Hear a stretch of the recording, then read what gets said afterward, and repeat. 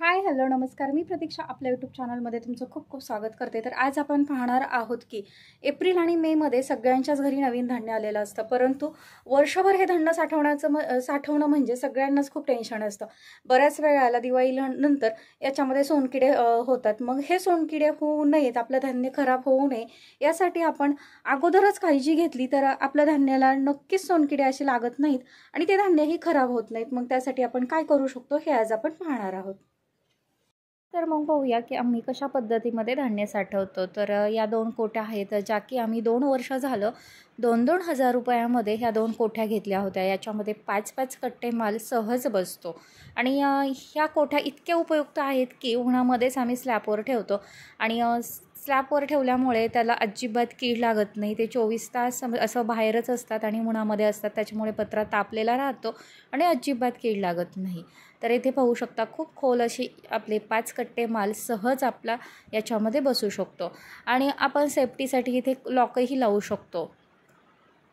तर लॉक लावल्यानंतर आपण धान्य इथून काढून घेऊ शकतो। प्रत्येक वेळेस लॉक खोलण्याची गरज नसते। एक छोट्याशा तारेने किंवा वायरीने आपण इथे पॅक करून ठेवू शकतो आणि जेव्हा पाहिजे ते खोलून आपण धान्य घेऊ शकतो। तर या 2 कोठ्यांचा आम्हाला खूप छान असा उपयोग होतो आणि अजिबात कीड लागत नाही। परंतु हे धान्य साठवण्याच्या अगोदर आपण काय केलं पाहिजे, तर गहू ज्वारी काय असेल ते आपण उन्हामध्ये चांगलं कडक अशा उन्हामध्ये वाळून घेतलेलं पाहिजे आणि त्यानंतर वाळल्यानंतर एक 5-6 दिवसांनी धान्य स्वच्छही केलं पाहिजे, जेणेकरून त्याच्यामध्ये आपण पाहू शकतो ज्वारीमध्ये गोंड किंवा गव्हामध्ये काड्या वगैरे असू शकतात।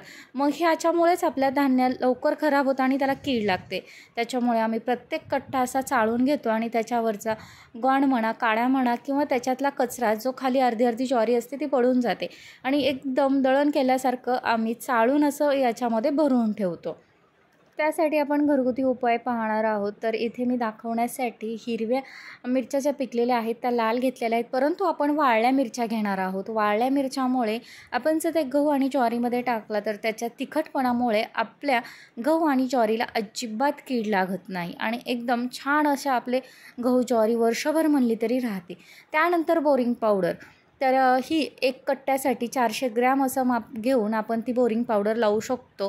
परंतु बोरिंग पावडरपेक्षा आपण जर वाळलेल्या मिरच्या टाकल्या तर त्या मिरच्याने अजिबात गहू ज्वारीला कीड लागत नाही। त्यानंतर आपण आहे काडीपिटी। काडीपिटीचा उपयोग फार होतो। आपण जर मोकळ्या काडीपिट्या आपण जर त्याच्यामध्ये टाकल्या, त्याच्यात काड्या असतील त्या काड्या सुट्ट्या करून टाकल्या तर ते काडीला जो पुडा असतं ना त्याच्यामुळे अजिबात आपले त्याच्यामध्ये गहू ज्वारीला कीड लागत नाही। त्यानंतर आहे लवंग। लवंगाच्या वासामुळेही आपली गहू ज्वारी अजिबात खराब होत नाही।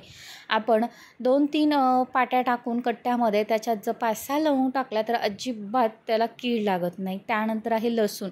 लसणाच्या उग्र वासामुळेही आपल्या धान्याला अजिबात कीड लागत नाही। आणि नंतर पाहू शकतो की मी इथे वहीचे 2 पानं घेतलेली आहेत। तर वहीचे पानं कशासाठी, तर त्याच्यातली आर्द्रता कमी करण्यासाठी आपण प्रत्येक कट्ट्यामध्ये 5-6 वहीचे पानं किंवा पेपरचे पानं आपण त्याच्यामध्ये टाकू शकतो। पेपर त्याच्यातली आर्द्रता शोषून घेतं आणि त्याच्यामुळे आपल्या गहू ज्वारीला अजिबात कीड लागत नाही। तर त्यानंतर सगळ्यांनाच माहीत असणारा असा कडुलिंबाचा पाला, तर वाळलेला कडुलिंबाचा पाला जर आपण त्याच्यामध्ये टाकला तर अजिबात आपल्या गहू ज्वारीला कीड लागत नाही। तर अशा पद्धतीमध्ये आपण जर वर्षभर खाण्याचा माल जे की गहू ज्वारी आहे ते साठवला तर तो वर्षभर असा व्यवस्थित राहतो।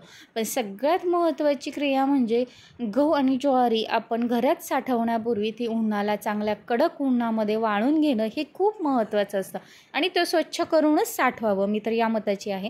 कारण की काय होतं, बऱ्याच वेळा त्याच्यातून घाण निघते ना, त्याचं एक दळण होतं परंतु उरलेला सगळा माल स्वच्छ होतो आणि तो व्यवस्थित असा राहतो। आत्ताच आपण घरगुती पद्धतीमध्ये गहू आणि ज्वारी कशा पद्धतीने साठवायची हे आज आपण पाहिलेलं आहे।